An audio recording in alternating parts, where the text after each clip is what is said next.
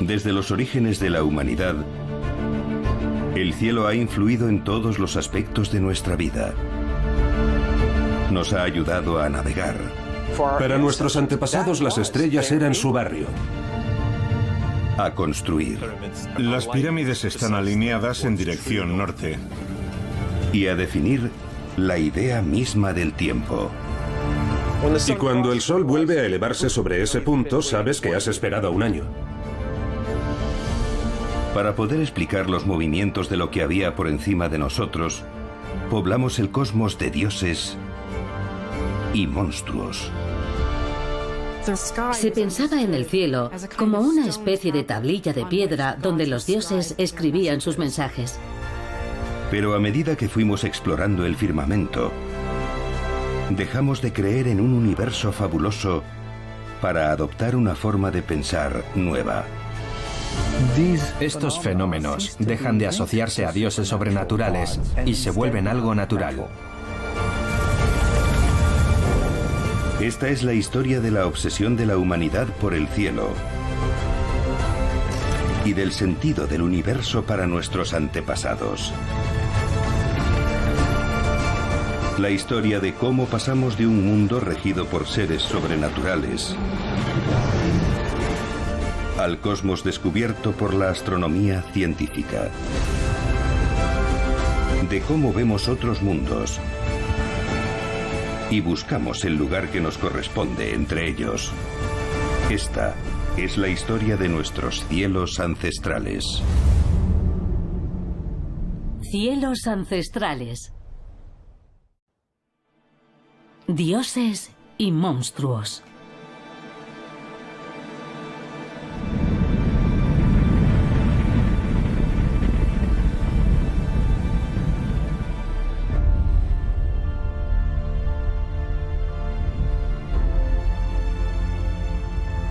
La tecnología moderna nos permite ver el universo de formas que eran impensables hace solo unas décadas.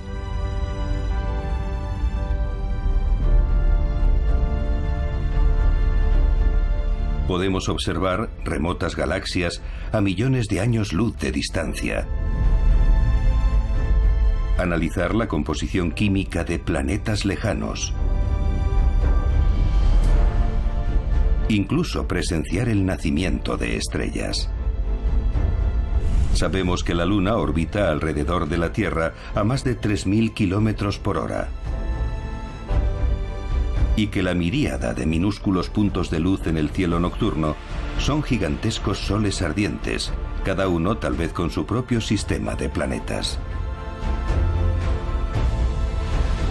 El cielo ya no es tan misterioso como lo fue para una generación tras otra antes que la nuestra.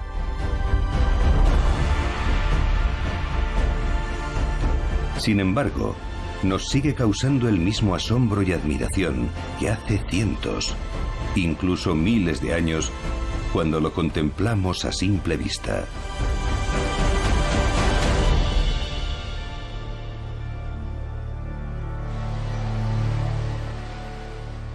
Para nuestros antepasados no había separación entre la tierra y el cielo.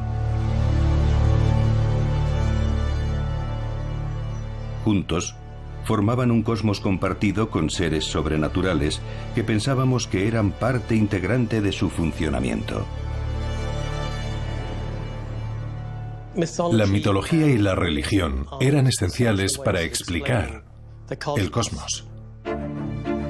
En el antiguo Egipto, la diosa Nut encarnaba el firmamento y arqueaba su cuerpo estrellado sobre la tierra.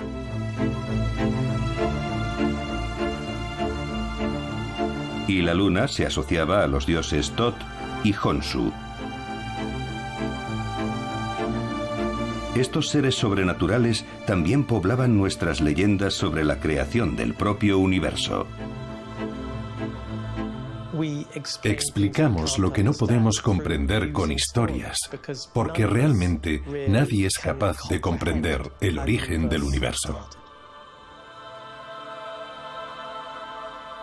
La leyenda más antigua se remonta casi 4000 años atrás, a la época de los antiguos babilonios. Y es un poema llamado Enuma Elis.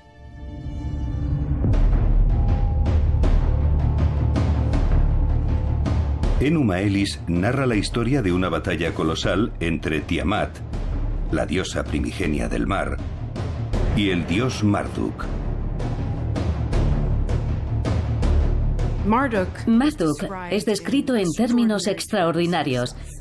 Se dice que tiene cuádruple visión y el aura de 10 dioses, y que es incomprensible e inimaginable en su esplendor.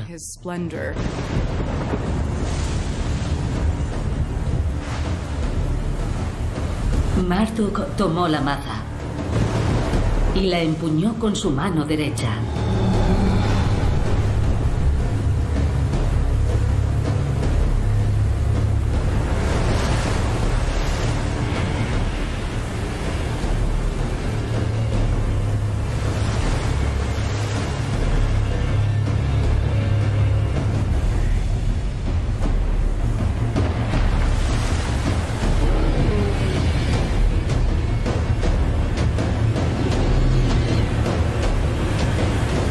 Tiamat y Marduk tomaron posiciones para la batalla y entablaron combate. Tiamat abrió las mandíbulas de par en par, pero Marduk, con su implacable maza, le aplastó el cráneo.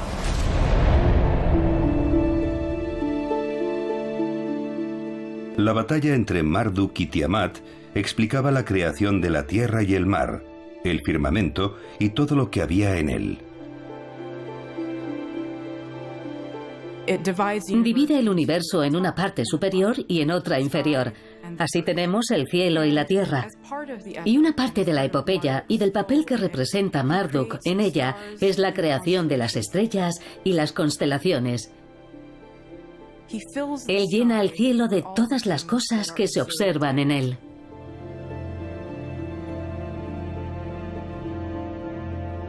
Hoy todavía podemos ver el cosmos a través de los ojos de los babilonios.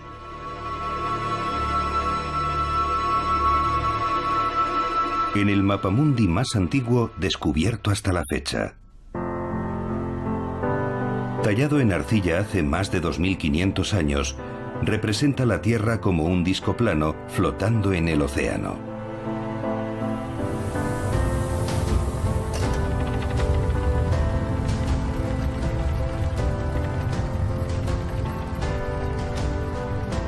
Los babilonios imaginaban una Tierra plana en el centro del universo, con todo lo que había en el firmamento girando a su alrededor.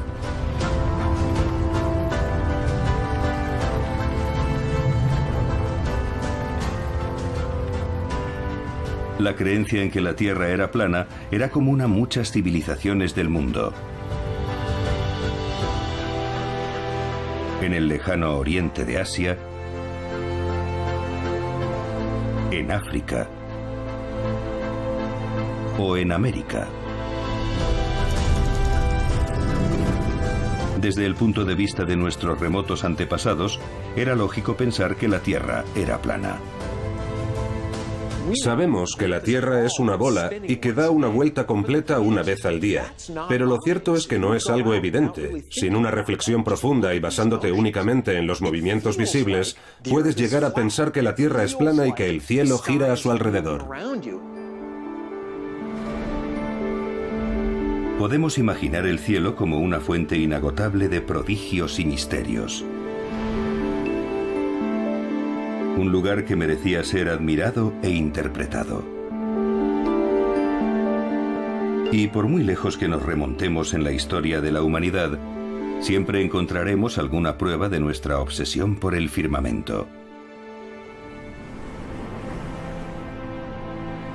Enclavada en lo profundo de las montañas del norte de España está la Cueva de El Castillo.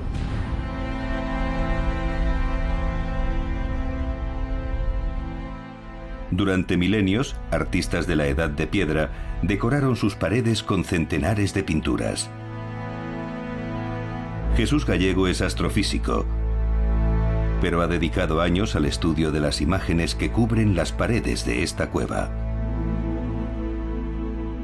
Algunas tienen hasta 40.000 años de antigüedad.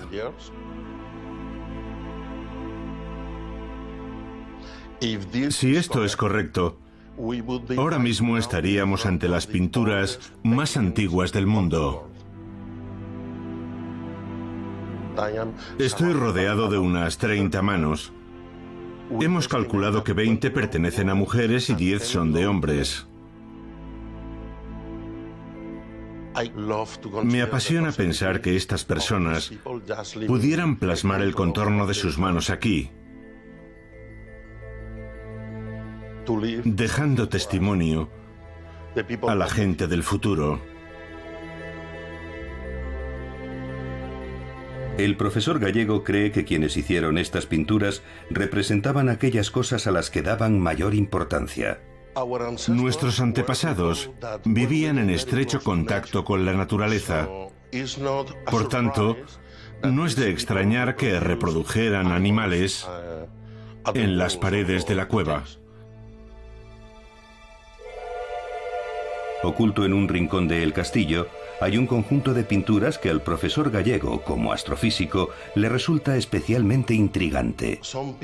Hay quien piensa que lo que vemos aquí es la representación de un motivo astronómico muy importante, que es la Vía Láctea. Una secuencia de estrellas que todas juntas forman un solo cuerpo. Otras pinturas que hay aquí también podrían tener una correlación astronómica. En la actualidad, hay investigadores que aquí ven una secuencia de sucesos astronómicos que podrían estar relacionados con las fases de la Luna, con los diferentes días del mes. Es una de las conexiones con fenómenos astronómicos más importantes que podemos encontrar en esta cueva. Son las reproducciones del firmamento más antiguas que se han descubierto hasta la fecha.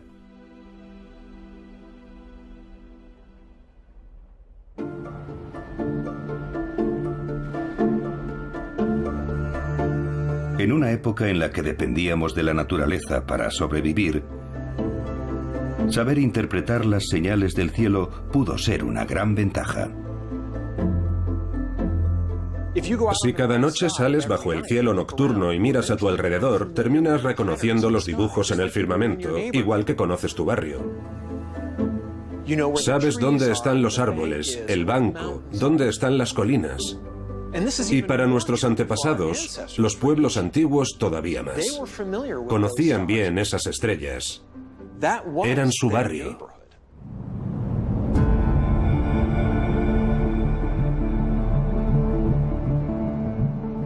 Nuestros antepasados se fijarían en que el sol salía y se ponía en la misma dirección cada día. Usarían tanto el amanecer como el ocaso para orientarse. Y después, por la noche, también usarían las estrellas para encontrar el camino. De noche, si miramos hacia arriba, todas las estrellas parecen girar en torno a un punto fijo en el firmamento. Son los llamados polos celestes, el polo norte y el polo sur celestes, y todas las estrellas parecen moverse a su alrededor. Nuestros antepasados sabían orientarse localizando esos puntos fijos en el cielo nocturno. Pero además, el movimiento regular del firmamento nos hizo ser conscientes de algo fundamental para organizar nuestras vidas: el tiempo. Hay 3 ciclos básicos en astronomía, mirando el cielo a simple vista.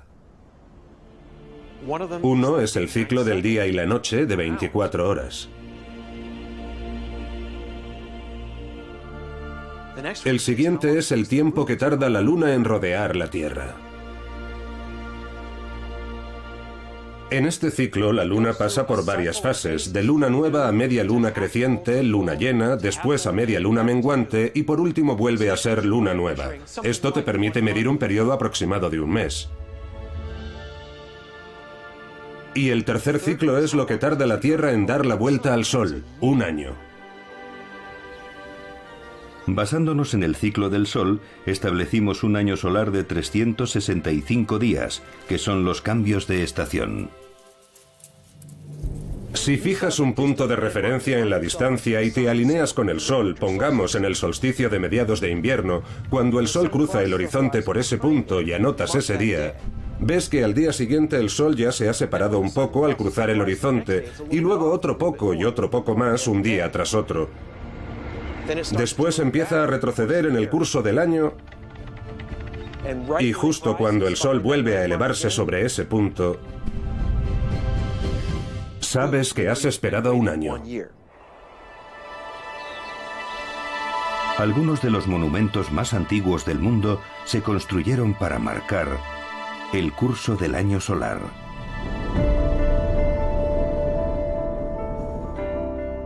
Los primeros ejemplos son señales en el paisaje, como Burdi Youan, creado por los aborígenes de Australia hace unos 11.000 años. Un conjunto de fosas excavadas hace 10.000 años en Warrenfield, en Escocia. Y el círculo de piedra de Nafta Playa, en Egipto, con 7.000 años de antigüedad.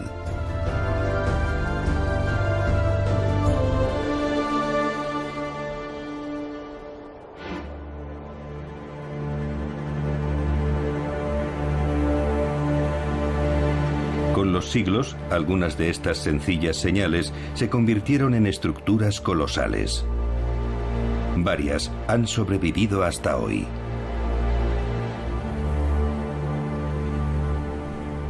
Stonehenge se eleva sobre la llanura de Salisbury, en el sur de Inglaterra. Es uno de los monumentos más célebres del planeta. Su construcción hace 5.000 años fue una tarea hercúlea.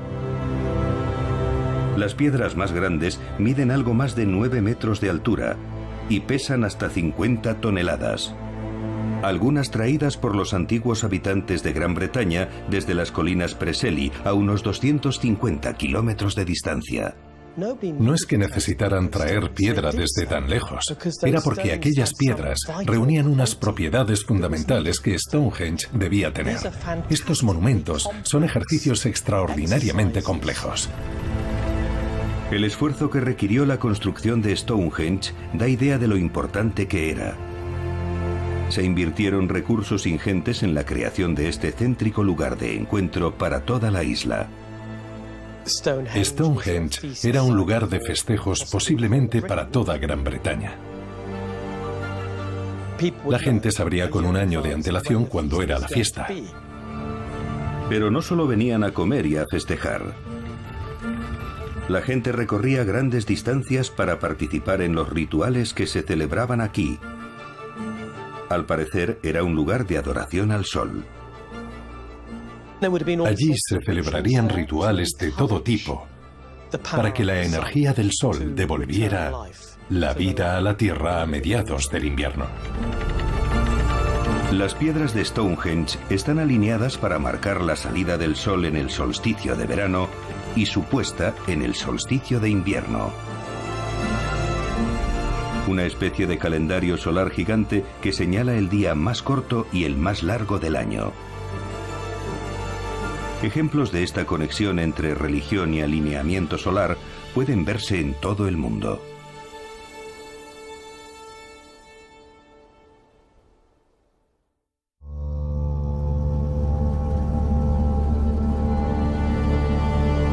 La Gran Pirámide de Giza es la única maravilla de la antigüedad que queda en pie.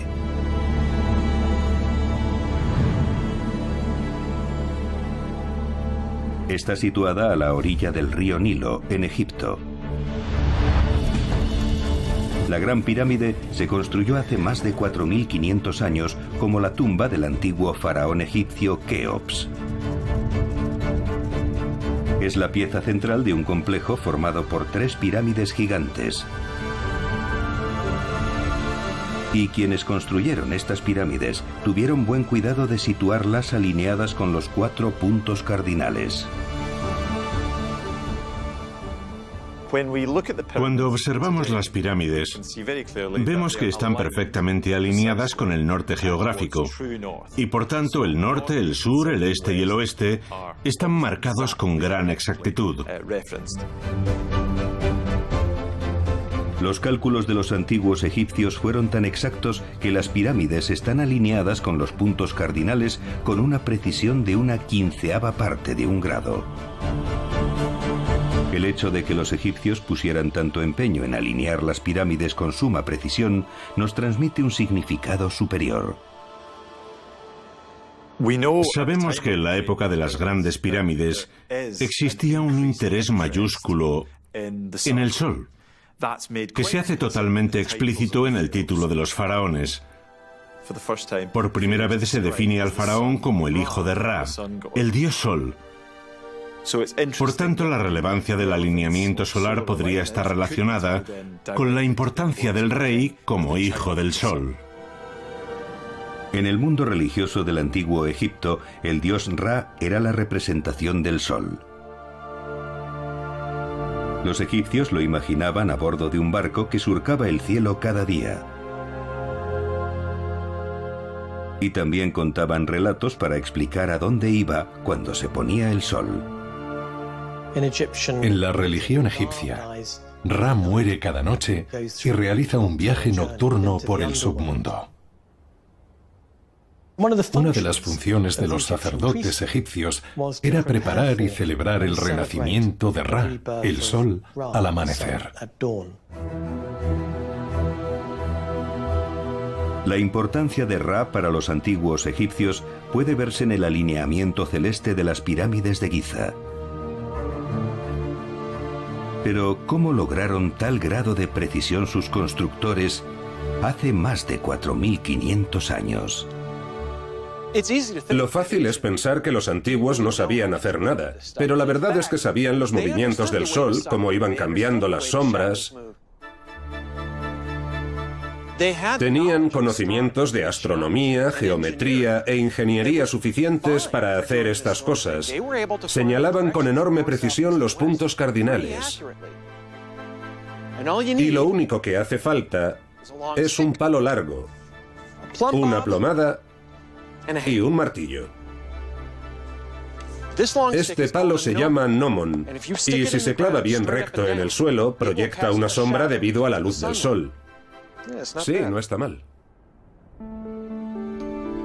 Ya tenemos nuestro gnomon clavado bien recto, proyectando una sombra debido a la luz del sol. Ahora lo que hacemos es marcar el extremo de esa sombra varias veces al día, de manera que se va formando un arco en el suelo desde que sale el sol hasta que se pone, y nos servirá para saber dónde están el este y el oeste.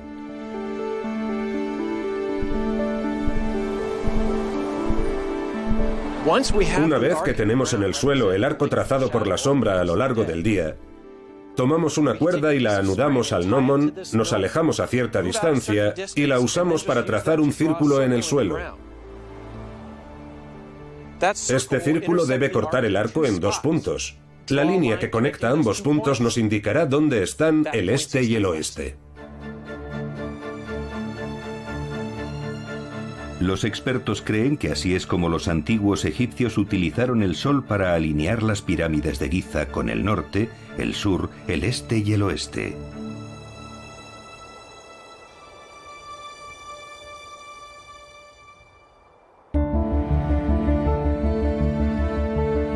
En todo el mundo, cada civilización que se vio impulsada a edificar grandes monumentos religiosos tuvo en cuenta los alineamientos celestes en su construcción. Los aztecas tendían a orientar su templo mayor en dirección este-oeste, sobre todo en Tenochtitlán, donde los templos gemelos que culminan la base están alineados de forma que, en el equinoccio, el sol se eleva directamente entre ambos. Podemos ver otros monumentos igualmente alineados en dirección este-oeste o norte-sur en la India. Y en el sureste asiático, en Camboya, los grandes templos de Angkor. Un lugar grandioso.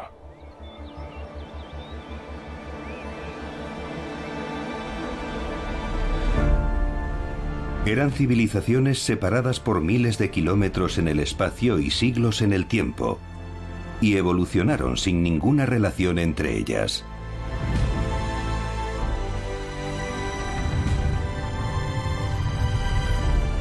Y sin embargo, todas usaron la astronomía para levantar monumentos alineados con los astros, para navegar e incluso para calcular el tiempo. Pero la astronomía no solo influyó en nuestra arquitectura, también nos inspiró para crear tesoros de exquisita belleza. En el Museo Estatal de la Prehistoria de Hall, en Alemania Oriental, hay un objeto que podría ser nuestro instrumento astronómico más antiguo. Es el llamado Disco Celeste de Nebra. Descubierto en 1999, se cree que fue construido hace más de 3.500 años, en plena edad del bronce en Europa. Hecho de bronce bañado en oro, representa una diversidad de objetos en el cielo nocturno. Ahora está guardado en una vitrina de forma permanente. Pero el profesor Harald Meller ha estudiado sus secretos usando esta copia perfecta y preciosa. Aquí se ven 32 estrellas y un objeto que podría ser el Sol o la Luna. Un objeto en forma de hoz que podría ser la Luna. Y 7 estrellas que son las Pléyades.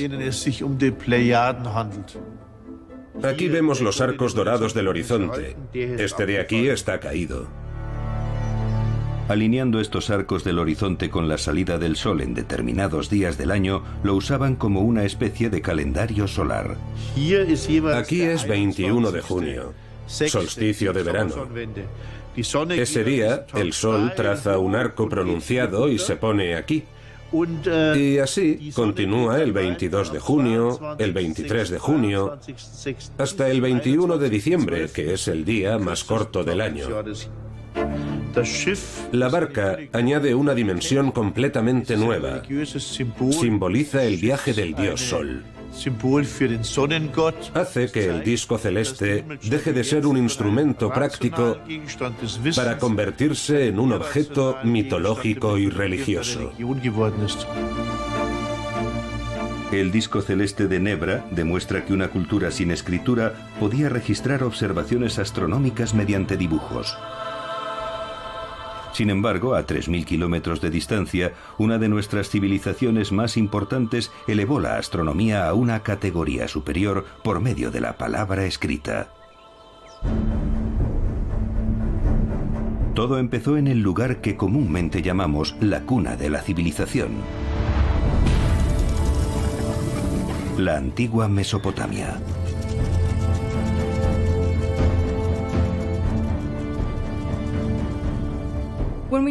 Cuando hablamos de la antigua Mesopotamia, nos referimos a una región geográfica que actualmente abarca Irak, Siria y parte de Turquía. Es la región que se extiende en torno a los ríos Tigris y Éufrates. De hecho, de ahí se deriva su nombre. Mesopotamia en griego significa tierra entre ríos. Dentro de la región de la antigua Mesopotamia estaba la célebre ciudad de Babilonia. Fueron los babilonios quienes hicieron las primeras observaciones científicas del firmamento hace más de 3.000 años. Fueron los primeros en documentar sistemáticamente sus observaciones sobre los planetas y las estrellas, sobre el movimiento de los cuerpos celestes y en intentar relacionarlos con hechos más conocidos que tenían lugar en la esfera humana. Muchos de estos registros originales han sobrevivido hasta hoy. Se conservan aquí, en el Museo Británico de Londres.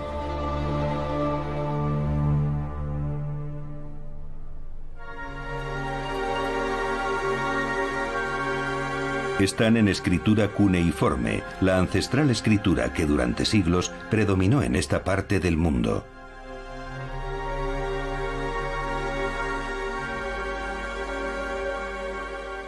El cuneiforme es un sistema de escritura sobre arcilla en el que se usa una punta en forma de cuña para grabar signos, y con estos signos se forman palabras.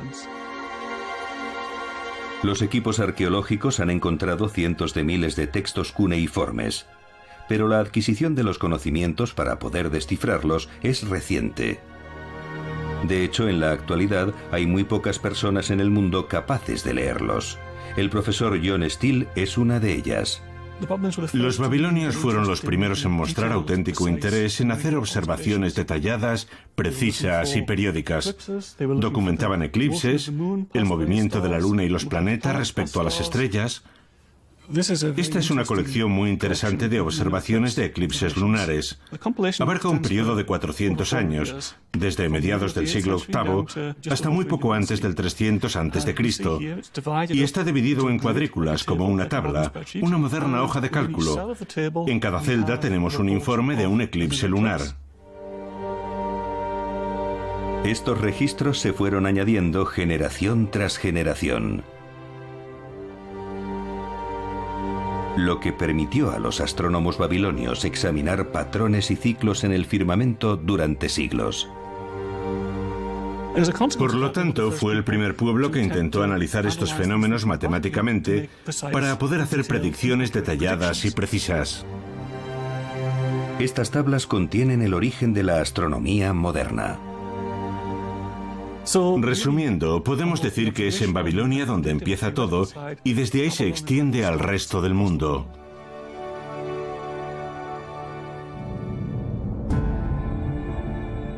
Los babilonios creían que usando la astronomía para entender el firmamento, interpretarían la voluntad de los dioses. Se pensaban que los cuerpos celestes, ya fueran estrellas o planetas, eran la escritura de los dioses, y el cielo se consideraba una especie de tablilla de arcilla en la que los dioses escribían sus mensajes. Si eran capaces de leer estos mensajes divinos, los babilonios podían tomar medidas adecuadas en el reino de los mortales. Un eclipse, por ejemplo, era un fenómeno muy peligroso que obligaba a esconder al rey y a poner un sustituto en su lugar durante unos meses hasta que se viera que el peligro había pasado.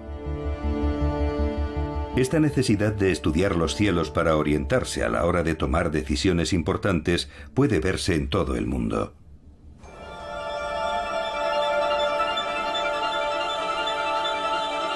En América Central, en otra de nuestras grandes civilizaciones, se hicieron expertos astrónomos para comprender mejor la voluntad de los dioses. Podemos encontrar rastros de la cultura maya que se remontan al segundo milenio antes de nuestra era.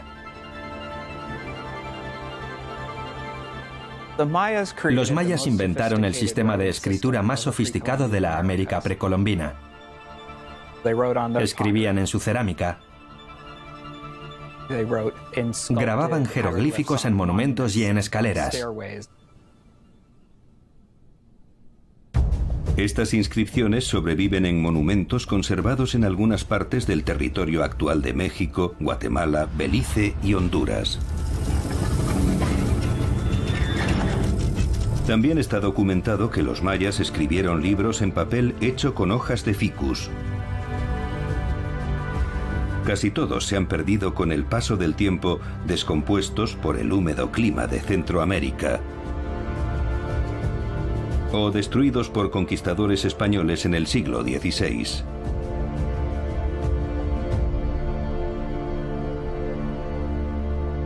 Pero en la Biblioteca Estatal Universitaria de Sajonia, a buen recaudo en una sala conocida como la Cámara del Tesoro, se encuentra uno de los 4 únicos libros maya que quedan en el mundo, el llamado Códice de Dresde.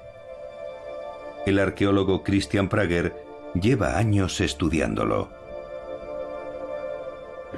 Este libro que vemos aquí data del siglo XII o XIII, pero se usó hasta la llegada de los españoles.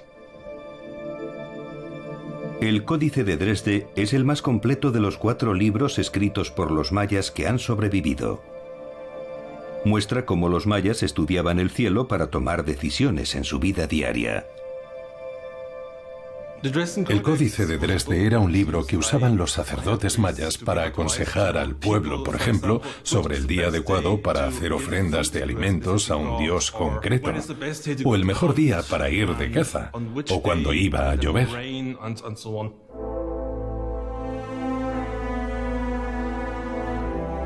El códice contiene una serie de apartados directamente relacionados con el firmamento y su significado religioso.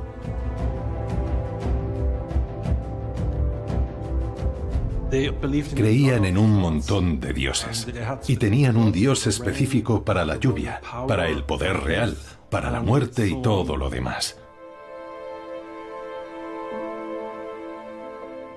La diosa de la luna es esta dama de aquí con la melena oscura y una figura en la espalda.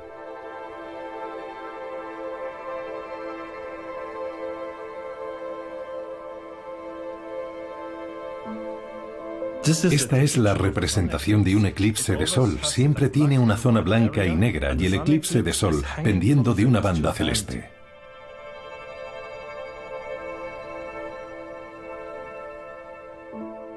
Además de proporcionar información ritual y religiosa, también abre una ventana de par en par al mundo de la astronomía maya. Las observaciones astronómicas plasmadas en el Códice de Dresde son de una gran exactitud. Pueden compararse a nuestros conocimientos actuales. Igual que los babilonios, los mayas compilaron tablas de complejas observaciones astronómicas. La información astronómica contenida en el Códice de Dresde versa principalmente sobre los ciclos de Venus y los ciclos de los eclipses, tanto lunares como solares. Es lo más importante. Venus era particularmente importante para los mayas. Su presencia en el cielo podía servir para predecir la guerra. Y observando Venus con atención, los mayas lograron hacer un descubrimiento que las demás civilizaciones desconocían. Un aspecto muy interesante de los astrónomos mesoamericanos es el hecho de que descubrieran que Venus era una sola entidad. Mientras que en buena parte del mundo se pensaba que eran dos cosas distintas, una estrella nocturna y un lucero del alba, los mesoamericanos descubrieron que había un ciclo en el cual volvía al mismo punto del paisaje.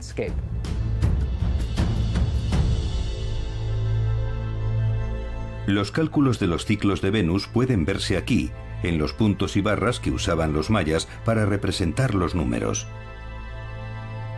Calculaban correctamente la fecha en que Venus luciría como estrella del alba y la fecha en que sería una estrella nocturna. El ciclo de Venus dura 583 días y pico y ellos calculaban 584. Por tanto, cada 13 años había una desviación de un día y corregían ese día completo. De manera que, según los conocimientos que hoy tenemos, estas predicciones sobre las posiciones de Venus eran muy precisas.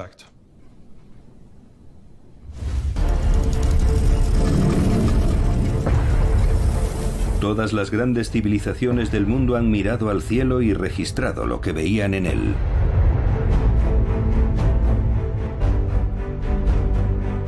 Los egipcios empezaron a diseñar relojes estelares para seguir los movimientos de una selección de estrellas. Antiguos observadores de estrellas de la India escribían detalladas observaciones del firmamento. Y astrónomos chinos elaboraron complejos mapas de las estrellas. Había nacido la ciencia de la astronomía.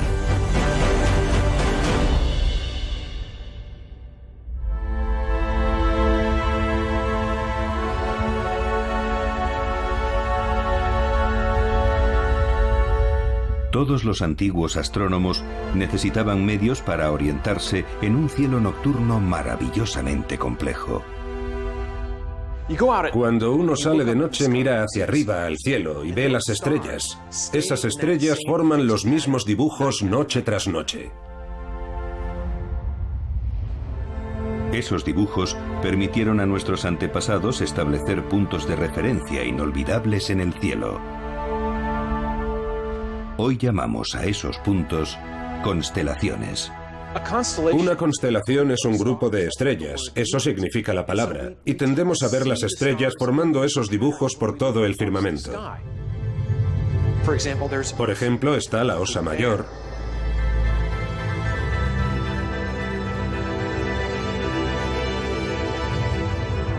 o el cazador, Orión, que se parece bastante a un cazador con el brazo alzado.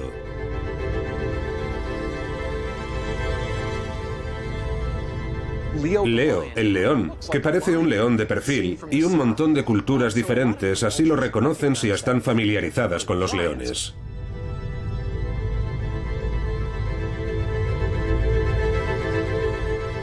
Pero no todas las culturas veían las mismas formas en el firmamento. Las constelaciones tienen más que ver con dibujos que con significados culturales para las diversas civilizaciones que se han fijado en estos dibujos a lo largo de la historia de la humanidad. Los astrónomos chinos veían un burro, una serpiente y un dragón. Los nativos americanos veían un castor, un búho y un lobo. Y los aztecas veían cosas prácticas de la vida cotidiana. A la constelación de las Pléyades, los aztecas la llamaban Tianquitzli, que significa mercado. Y lo que conocemos como el cinturón y la espada de Orión, para ellos era bastón de fuego.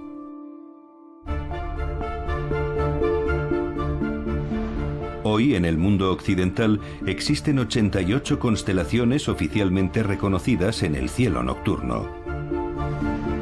Pero el número que conoce la mayoría de nosotros es muy inferior. Son las que se han agrupado en lo que ahora llamamos el zodiaco.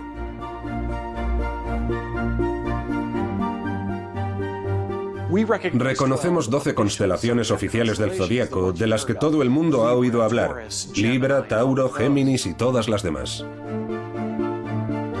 El zodiaco fue establecido por astrónomos babilonios hace unos 2500 años.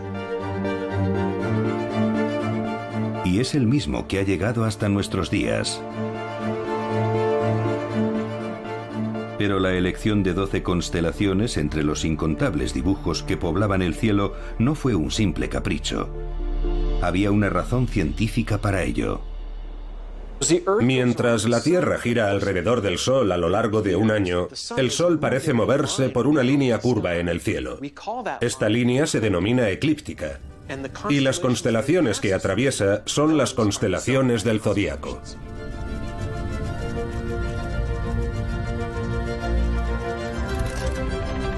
Las 12 constelaciones del zodiaco proporcionaban a los astrónomos un sistema virtual de cuadrículas en el cielo. Y usaban estas cuadrículas para localizar con exactitud todas sus observaciones.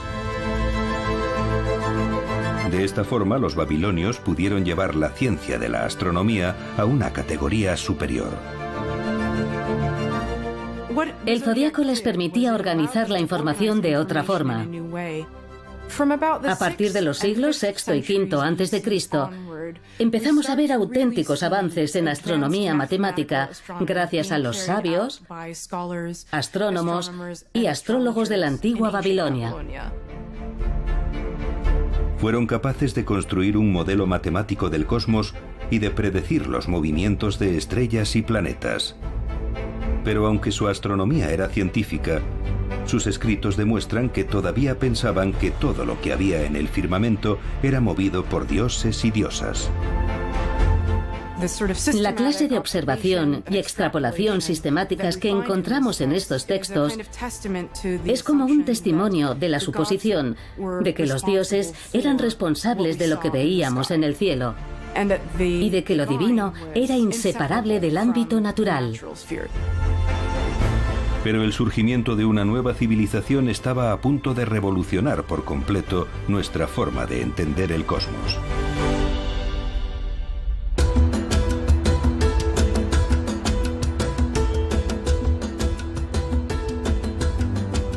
Hace casi 3000 años, los pueblos de Grecia y el mar Egeo salían de una era oscura.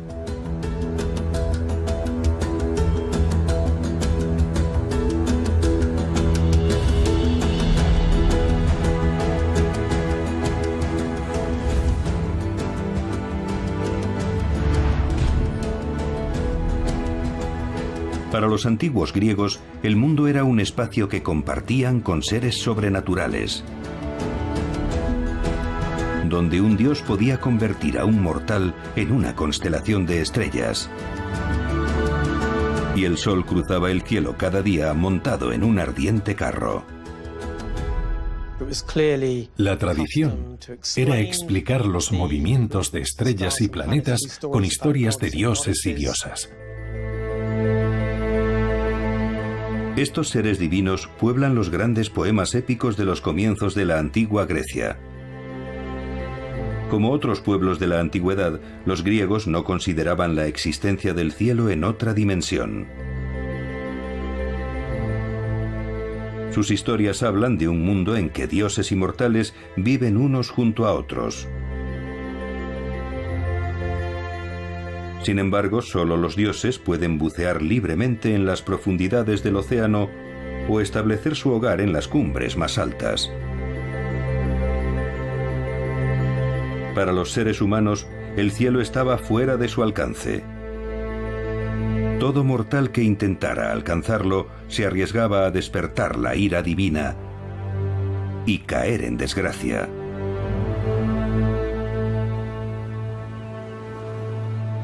Seguramente no haya otro mito griego que ilustre mejor esta idea que el de un hombre llamado Dédalo y su hijo Ícaro. Dédalo echó a volar como un pájaro.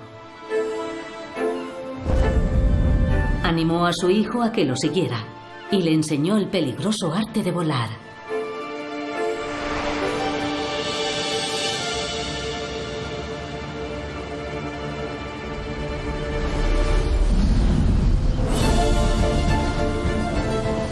El muchacho empezó a disfrutar de sus audaces vuelos y, llevado por el deseo de alcanzar el cielo, subió aún más.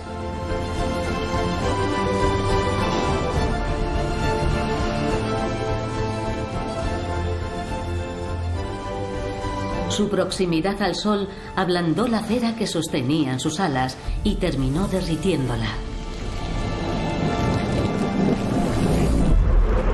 Intentó planear con los brazos desnudos, pero no lograba dominar el aire. Mientras aún gritaba el nombre de su padre, Ícaro desapareció en el mar oscuro.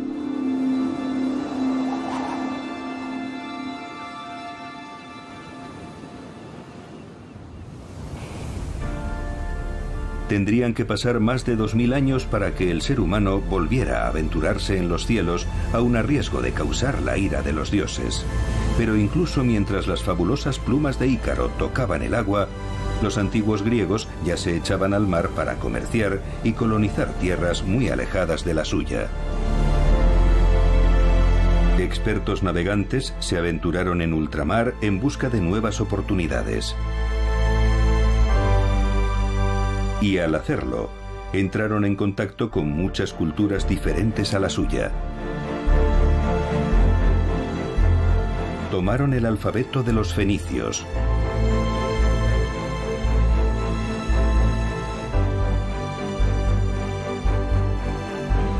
influencias artísticas de los egipcios,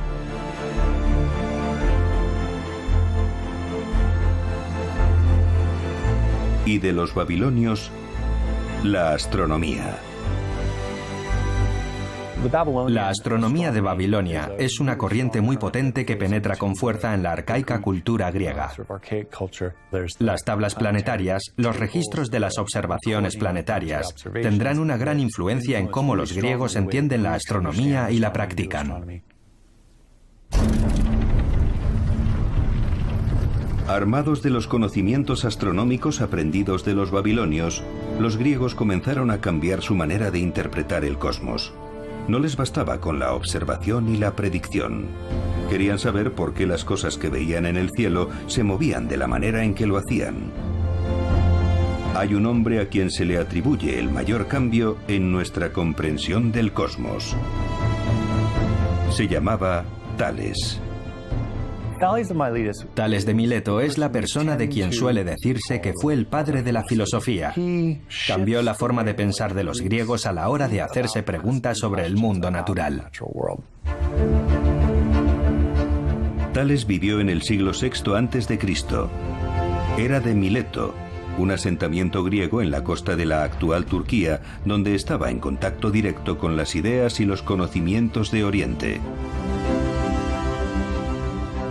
Se le reconoce el mérito de ser la primera persona en cuestionarse la creencia de que el cosmos pudiera explicarse a través de la mitología. Para Tales y sus colegas filósofos, cada objeto observable en el cosmos debía tener una explicación racional, científica. Pensaban que esto se cumplía en las cosas que pasaban en el cielo, como el movimiento del Sol y de la Luna, como las cosas que sucedían en la Tierra.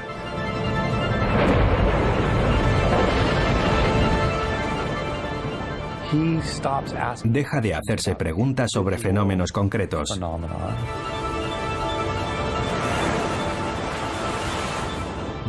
Este terremoto, aquella tormenta, ese rayo.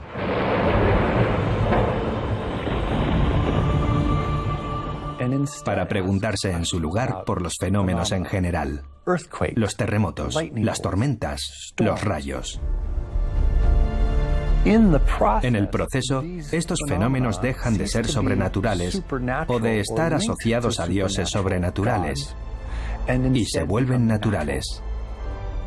Es algo que ocurre de forma natural. Fue un momento decisivo en nuestra comprensión científica del universo.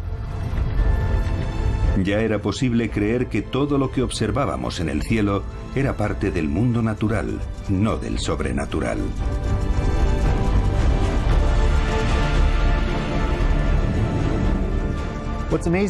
Es asombroso el cambio tan increíble que supuso el paso de una época oscura a este periodo de nacimiento de la filosofía y de la ciencia. Fue el amanecer de una nueva era en la historia de la humanidad, en la que cambiaríamos nuestra forma de ver el mundo que nos rodea, el cielo sobre nosotros y todo lo que hay allí, para siempre.